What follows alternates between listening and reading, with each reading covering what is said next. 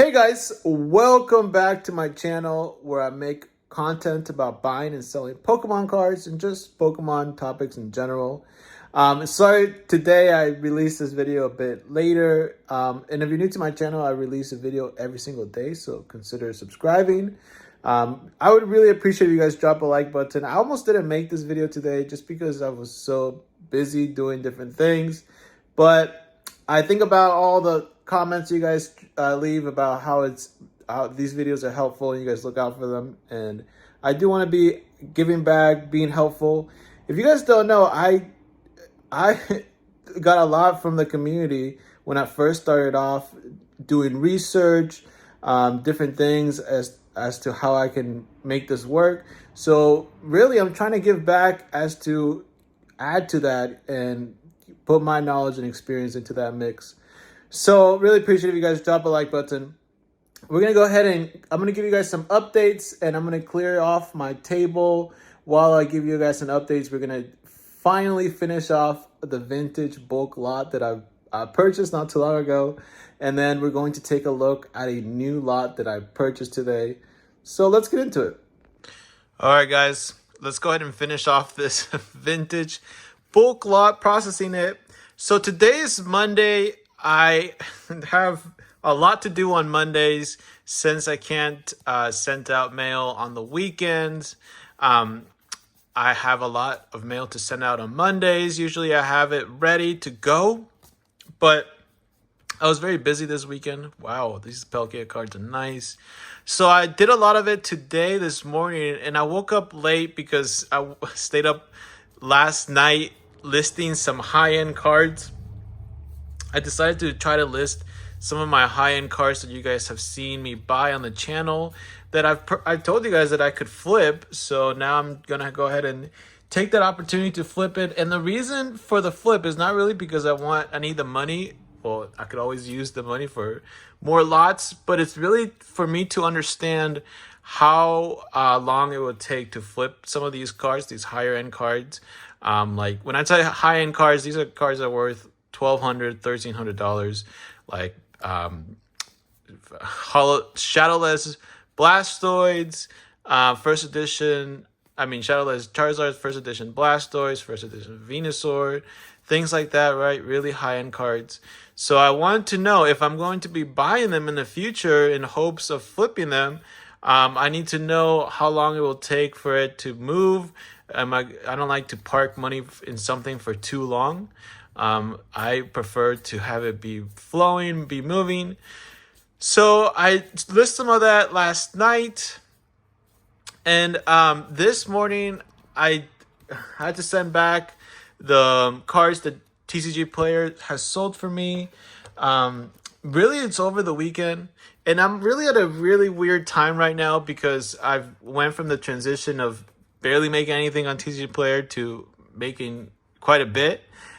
Because before I really wasn't putting money into it with buying lots. If I would buy bulk, like non-hollows, or I would just sell the cards that I already had. So it was really all profit. It was just labor of me putting into it. And this month, I've put in a lot more money into it, and I am seeing a lot more results from it. But with buying high-end cards to flip, it becomes an issue of cash flow because since tcgplayer hasn't, I wasn't making a lot of money before, right? And they take a bit to pay me.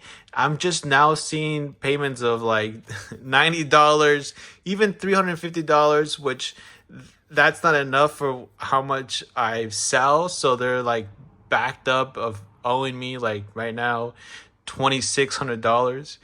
Because like I just said, I wasn't selling that much before, and now I am. So I'm in a very interesting transition period where I'm not getting that previous sale to further help me buy future ones. So I'm like very tightly having to wait for money to get to me so that I can buy.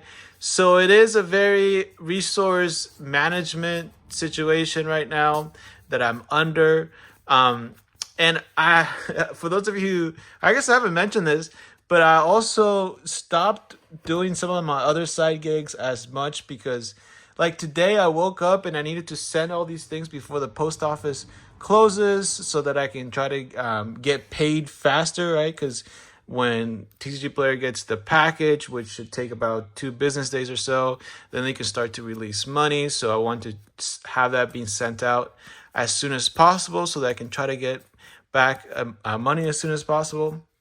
So I'm having issues with that right now. I'm a very weird period of time because once I have like some time actually pushing higher end volumes, like for example in a couple weeks I'll be getting thousands of dollars so that I can then use those to buy lots. But right now that's not the case, right? Because I haven't made that previously before.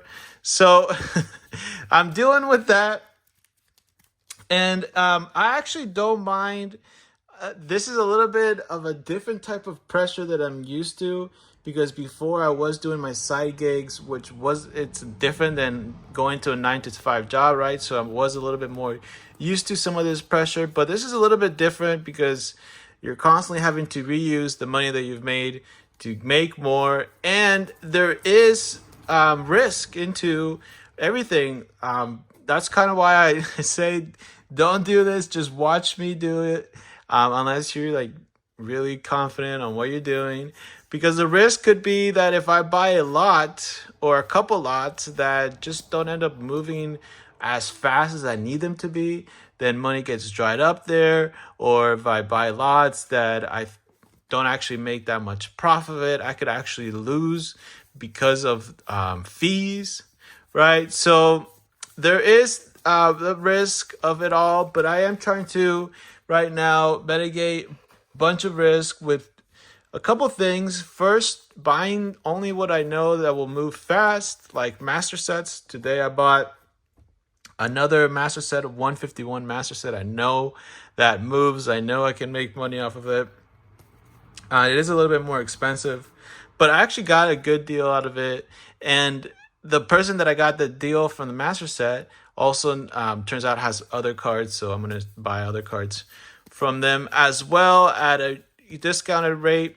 And some of you guys have asked me where I buy these cards. I go through Facebook groups. So there's some big Facebook groups, some smaller ones. I go try to be in all of them. Today, for example, I joined a PSA 1 Facebook group because I have sometimes damaged cards that are like really high end, and that they actually do sell on TCG Player, but that would also give me another option of where to sell some damaged high end cards through that group. All right, guys. So this is the lot that I've purchased last night. Like I mentioned in my video yesterday, I was going to. And this was a seller that I bought from before. She's giving me amazing deals. She needed fast money for bills, I think rent. So I ended up buying this lot from her at 70% market price. However, I'm actually starting to see that I think she might have done the math wrong. And she's the seller, so I went 70% off with the prices that she came up with. I didn't actually double check. Sometimes I double check them. But in this case, it might have actually helped her. So let's take a look at what's going to be, what the value here looks like, what I saw in here. I'm going to try to compare prices. When I talk about slabs, I'm going to be talking about the last sold listing on TCG Player. I feel like that's a fair way to price it. There's another way you could do it is go based on the lowest buy now option on eBay, right? And so this is eBay for slabs based on eBay last sold listing on eBay or buy now on eBay. But what I'm seeing is that first of all, Sylveon has been shooting up, so maybe this is why the prices are a bit higher now. So Sylveon has been recently shooting up. Trainer galleries, if you guys don't know, are being bought out. Garchomp, Rayquaza. Trainer galleries, the cheap alternate art is what people are calling them.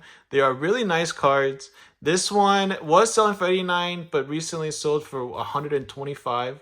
So we're going to put that at 125 value. Pikachu, I haven't even seen these from the adventure chest. I don't even know what adventure chest that is. I don't open up sealed products at all recently. So Pikachu, I think these I've been going. I think I've been seeing them for 65 each. Let's just say 60 to keep things simple. So 180, and if we say this is 120, that's right there, $300. So $300. And then this also came with the ETB, Pedant Fates ETB. I think this person was a TikTok rip and shipper. So she would. I think that's where these packs came from, or that's why they're here. That's why there's 70 loose packs. So Pedant Fates ETB. Let's put this at a low price of $40. We have $340 right here. And then we have our display tins. This is the mini display tins. It has 10 of these mini tins inside of it. This is $80 market value on tcgplayer. So right there, that's 420. Right? We have 80 plus 40, 60. I mean, 80 plus 40, 120, right? Plus our 300, 420. That's what I'm seeing. Now you could say, well, yeah, but there's also going to be fees, and I hear you on that. So for fees, we have, I'm going to say, I sell this to pay off all the fees, to make up for all the fees. And this is a Combined Powers Premium Collection box, 11 packs. It's hard to believe there's 11 packs in here. It is kind of heavy. So 11 packs, 7 promo cards, and 1 jumbo card. This is retailed at, market price at $35. So let's say we put this in there to make up the fee difference. That right there is my $420. And by the way, I initially, before I even knew the value of anything, I offered her $420 because it's $420, the best number ever. So what I see here is all my profit. That's what I'm seeing. These two combined powers, 35 each, $70 right there, plus 70 packs of temporal forces. And this is kind of tricky because to get the most out of these, I think selling them as sealed packs would be the way, right? Let's say you sell them all for $4 each. That would be a couple $100. But I actually don't deal with sealed stuff like these ones that are already in boxes. I can do those. I can send them off how they are, but these, I don't know if I will send them off how they are, like without opening them, or if I'll just crack open them all and try to sell the hits, because I know I sell cards, single cards all the time. I don't have to deal with the shipping. So that's kind of where I'm at. 70 packs though, and 2 combined powers for free. Because of everything else, comes out to 420. So let's say I purchased all of the other stuff for market value plus the 110 that we had for fees, right? So that right there would give my money back, and then this is all profit. Insanity. I actually don't. This is really amazing. Really amazing deal for me, but I don't know, like I was saying, if I'm gonna open them.